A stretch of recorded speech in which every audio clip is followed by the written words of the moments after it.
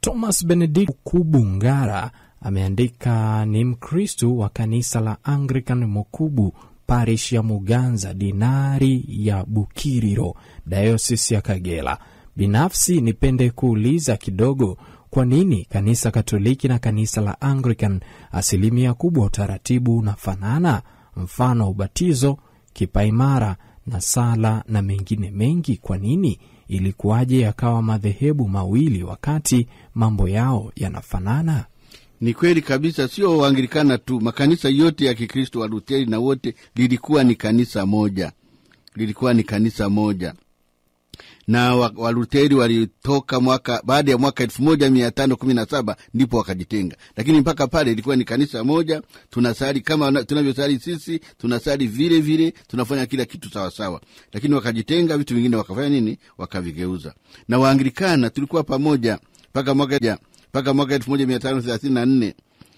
Msio na wasiwasi, baadaye nitakuja kuongelea kwa kinaganaga kabisa juu ya utengano huu ulikuja kujaje, kulikoni.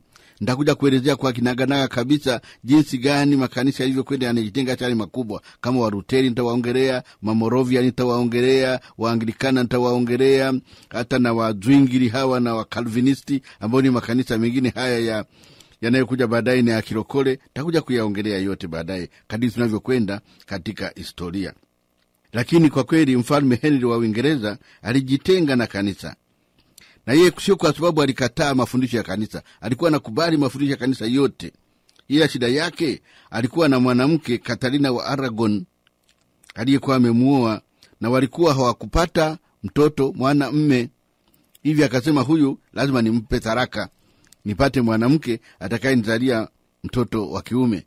Na alishapata mtu wake ambaye alikuwa akae naye. Hivi akaomba Baba Mtakatifu aseme kwamba ndoa hii sio halali. Hata kwa sababu Katarina wa Aragon alikuwa mke wa kaka yake, ingawa hawakulala pamoja, yani hawakujuana. Ndio alikuwa anasema Katarina alikuwa nimepozwa kwake, lakini hatukujuana. Hivyo sio kwamba umeoa mke wa mwingine, hapana, mimi yule nilikuwa hatujakutana.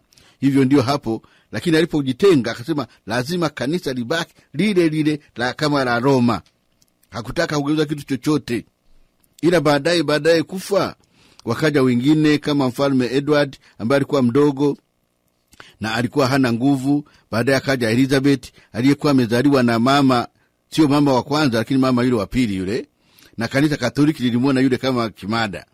Hivyo naye hakupenda kanisa Katoliki. Hivyo akajitenga kabisa na kanisa Katoliki na akaishi kwa muda mrefu Elizabeth. Hivyo mambo mengine akayageuza katika Anglikana.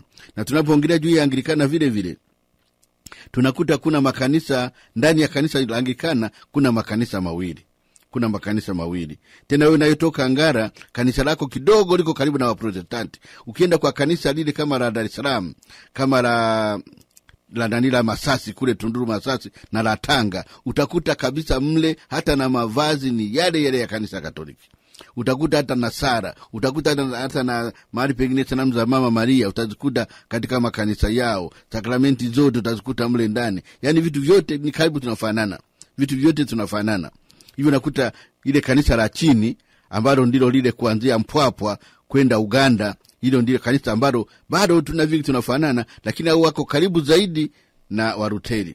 Lakini ukienda kule kwa la Dar es Salaam, la Masasi na wapi, unakuta kila kitu tunapatana kabisa.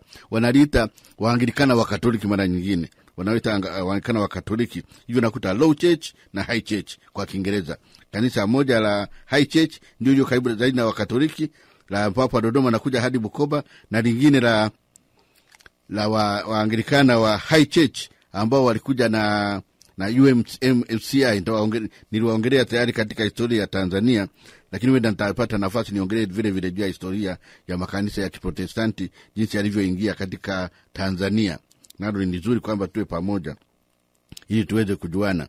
Hivyo ndio sababu tunafanana na tunaenda pamoja, na tunatumaini kwamba siku moja tutaweza kurudia kuwa kanisa moja chini ya mchungaji mmoja ambaye ni Bwana wetu Yesu Kristo.